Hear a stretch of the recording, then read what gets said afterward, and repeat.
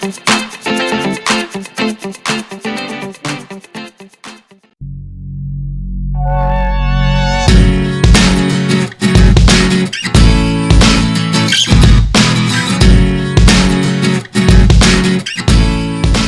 Chroma weighs in at 2.9 pounds, 1.3 kg, and a chunk of that is the 6300 mAh battery that locks into the rear of the chassis.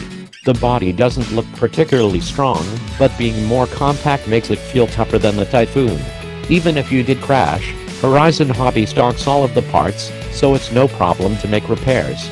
And if you don't like the white frame, the site sells adhesive skins to give it a new look.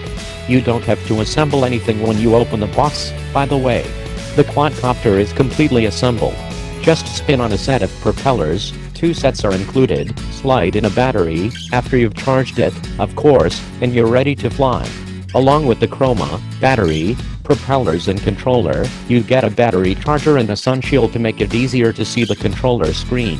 Most of the camera drones I've tested rely on a tablet or smartphone for a live view from the camera as well as flight information.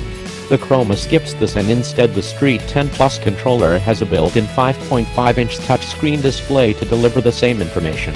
There's a bit of lag between the camera and screen, and the camera has an ultra-wide-angle lens making it difficult to judge distance from subjects, so I don't recommend flying by FPV alone.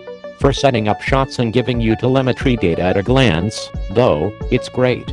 It also means you only have to worry about having the controller charged. Not a second device. Having the fixed screen does mean you can't go with a larger tablet display, but since the drone doesn't support waypoint navigation, where a larger screen to set up an autonomous flight path comes in handy, and FPV flying isn't a great idea, it's not a big loss.